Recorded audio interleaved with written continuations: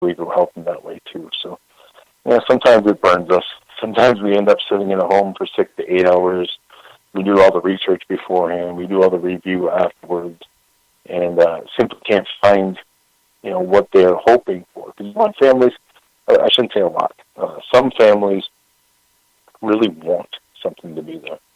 And when you can't produce that for them, they become a little testy. But, we've done about 200 of these now, and I would say 190 to 195 have been something I can look back and be proud of. And it keeps me going, because the next family that contacts us is the most important case we've done. So let's say I contacted you and we went through, all the questions, you asked me if I drink or do I do drugs or, to, figure out if I'm legit or, crazy or whatever. So now you come to somebody's house. Why don't you tell me what you guys do? How do you set up? I mean, what do you guys do? I'm asking these questions because there's some people out here undoubtedly don't know what ghost hunters actually really do. The real ones. And that's what you are. You're a real one. You've been doing it for 10 years. You're not somebody, got together on Facebook and then started going out and doing, people's houses right off the bat, not knowing what you're doing. It really starts with a phone interview and get as much information as you can about what's happening. I take extensive notes because as I get older, I don't remember as much. So it's that initial conversation with the family over the phone. Hearing what's happening to them and kind of getting an idea of what may be happening in the house if you can. Then we set up an initial interview. We go through the home and talk to the family face to face. And at that point, set up a night where we can go in. And typically we investigate from anywhere from 8 to 9 all the way to 9 p.m. all the way to 3 a.m. or 4 a.m. in the morning. We do our investigations at night, not because there's more activity at night. It simply is more convenient when it comes to outside noise and not having any contamination and things just being a little more quiet. At that point, we wrap up, go home, go through all of our audio or video, and typically we end up with about 60 hours of that. So it takes us about a week as a team to get through it.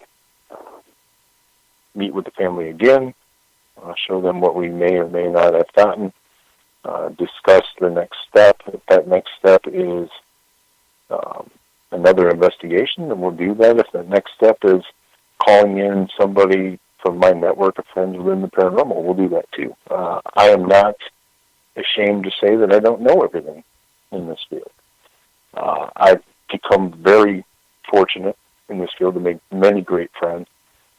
From all walks of the paranormal, that if I do run into a spot where I don't understand what I'm dealing with, there's a lot of great people I know in this field that will help, and it's a great feeling knowing that you have folks that you can turn to that know more than you. I'm a firm believer there's no experts in this field.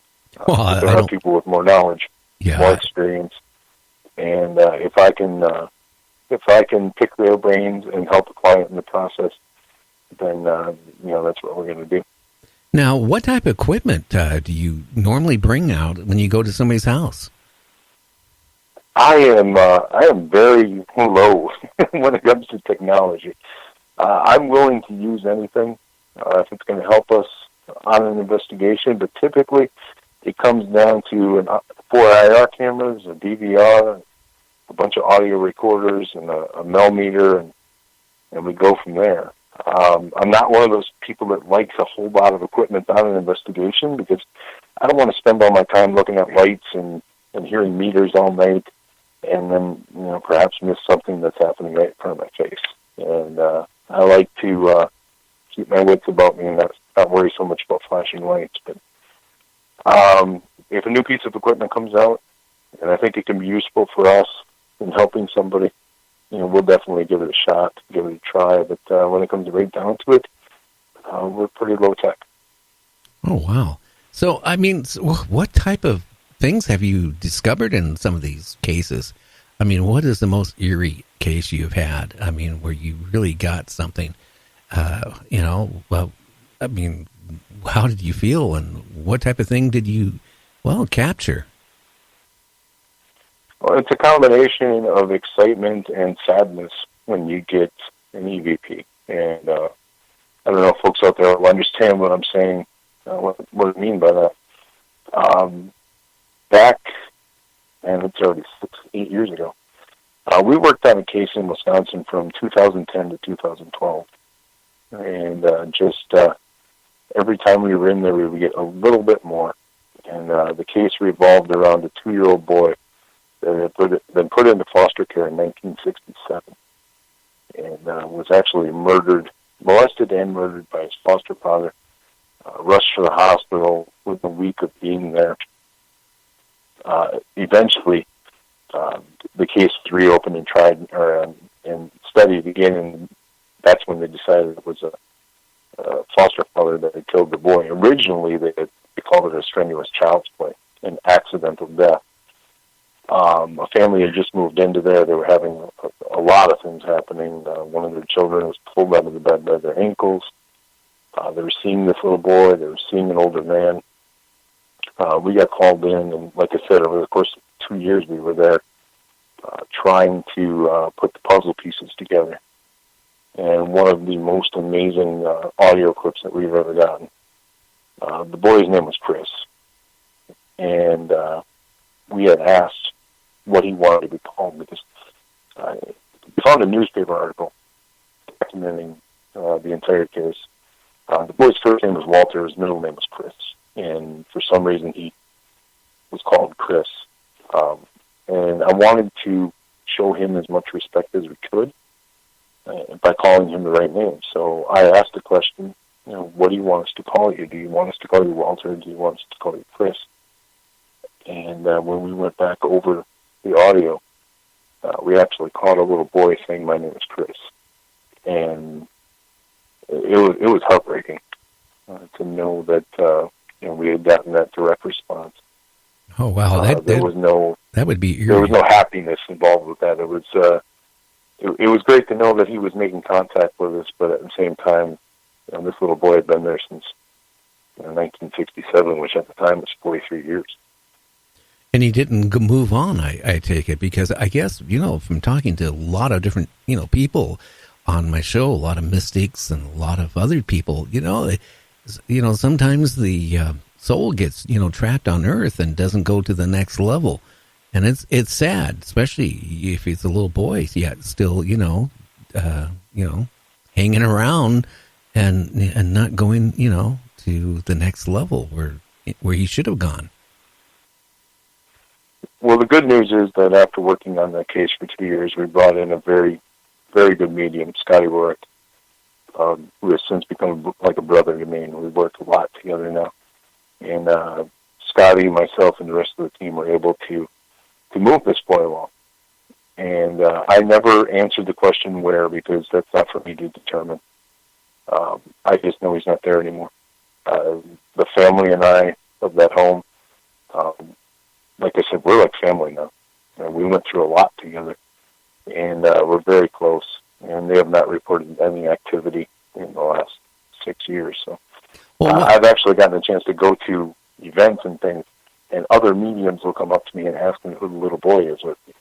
And they describe him, and it ends up being Chris. So it's amazing, and we were fortunate enough to be able to tell Chris's story on an episode of Paranormal Witness, which aired in 2013, and that's really when things took off for this team. It's funny, you end up on TV. Oh, yeah. People think you're legitimate, and I thought we were legitimate before that, but it got us some exposure and the opportunity to help more families. So we got to tell Chris's story and reach more families, so I think it was a win-win. Well, I'm still a little bit leery on, there are legitimate, like what you do in your group, Southern Paranormal. I know, I enjoy, the listeners enjoy having them on, and I check them out the best I can humanly check them out. But, I actually had one from a cable channel, national cable channel, who got fired from the show because he got upset because we came back and the network told him, you need to go back and redo it and fake it. And that gives, the paranormal such a bad name. And he just said, I couldn't do it. He goes, I can't go back, and start creating things that are not there. And he got tired of having to do that. And he just said, I can't do it no more. I won't do it no more. And that's what's bad. You get, some of these cable channels or bigger that, jump on the bandwagon, and they want the drama, they want the entertainment, if it's there or not. And I'm sure you've been on cases where you've been there a couple times before something happened. I mean, it doesn't always happen right when you set up, does it? Well, people think that our lives are nothing but action. I've been in homes where it's hard to stay awake some nights. If you're doing it, I hesitate to say the right way, because my way is not the right way. It's just the way we do it. But investigations themselves can be very boring. You can be in a house for 6 to 8 hours and absolutely nothing happens. It's not like TV. And I'm not going to bash the guys that are on TV, because a lot of those guys are my friends.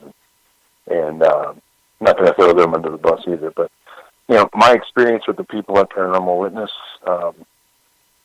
it was a little bit rocky. It took a while for them to convince me to do the show.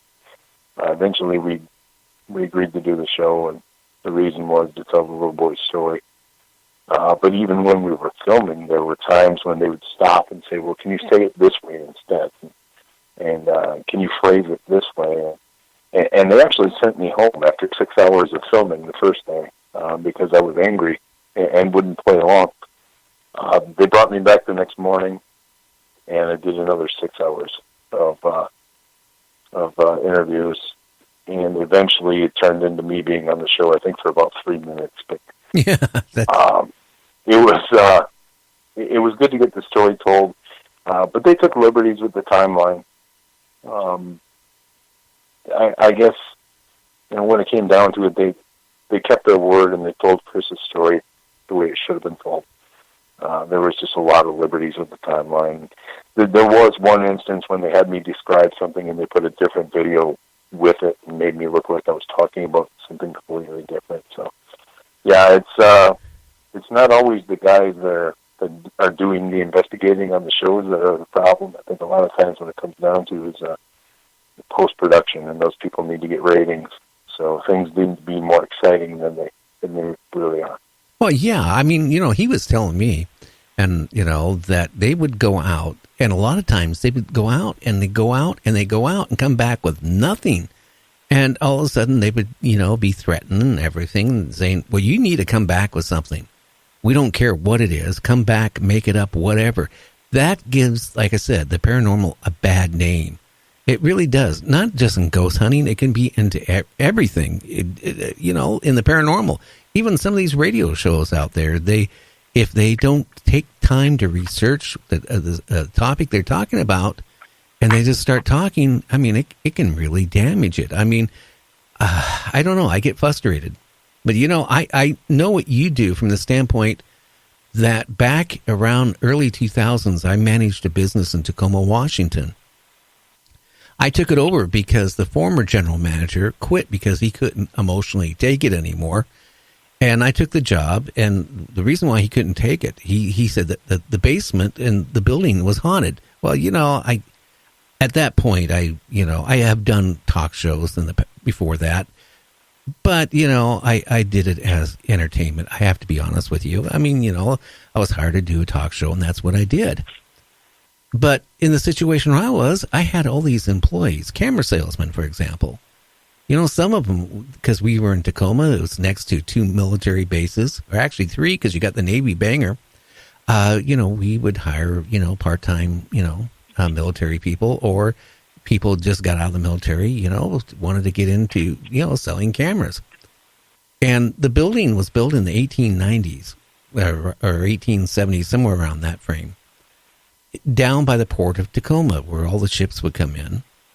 And originally the basement was a bar, all the way up to the 30s or 40s. And then the upstairs, it used to have at one point up to 13 or 14 stories, but they